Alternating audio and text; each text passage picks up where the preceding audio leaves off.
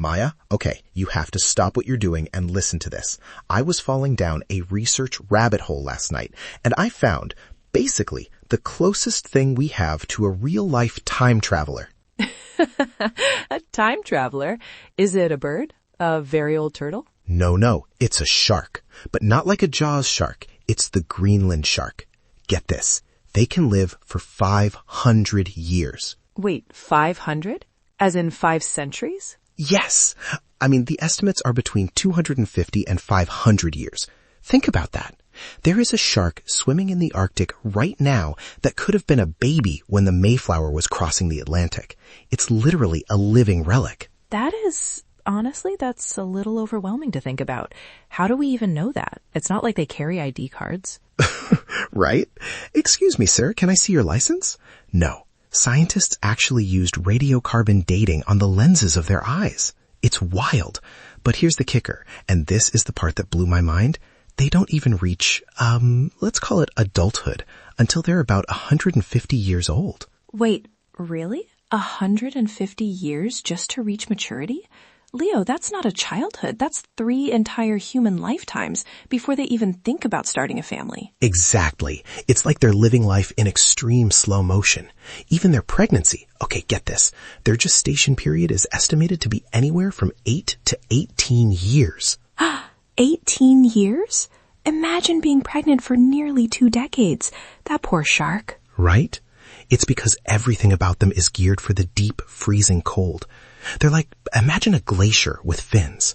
They move so slowly that they're actually part of a family called sleeper sharks. They just kind of drift.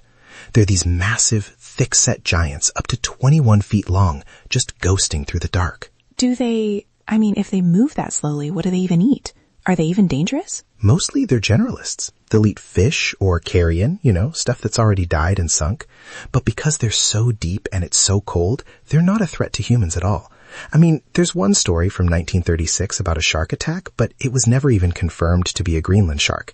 They're basically the gentle, very old grandfathers of the abyss. It sounds peaceful in a weird way, just drifting in the dark for centuries. It is. Well, except for the eyes. Oh no. What's wrong with the eyes? Well, they have these parasites, these little crustaceans called copepods that attach themselves to the shark's corneas. Most Greenland sharks are actually partially blind because of them. That sounds horrific, Leo. I know. But there's this theory, it's not proven yet, that the parasites might be bioluminescent, so they might actually glow in the dark and attract prey toward the shark's face. It's like a, I'll eat your eye, but I'll bring you dinner kind of deal.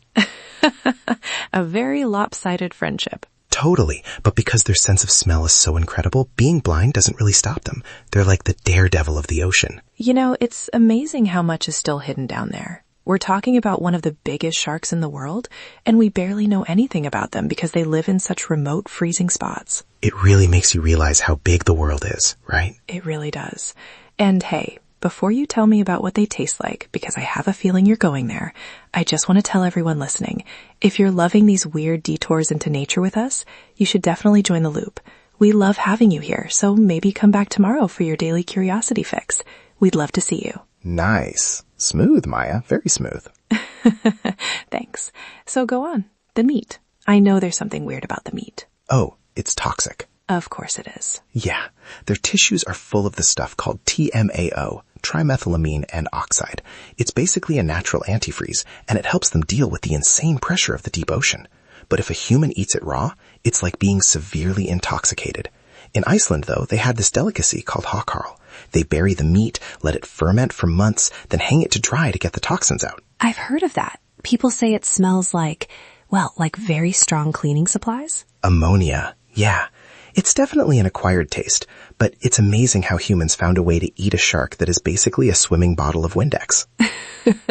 Only humans would look at a toxic 400-year-old blind shark and think, yeah, I could make a snack out of that. Right? But honestly, I love that they exist. It's a reminder that there's a different kind of pace out there. Not everything has to be fast and frantic. Sometimes the way to win at life is just to slow down, stay cool, and keep drifting for 5 centuries. I think there's a lesson in that for all of us. Maybe not the eye parasite part, but definitely the slowing down part. Exactly. Well, I think that's our deep sea dive for today. Stay curious, everyone. See you again tomorrow. Stay curious.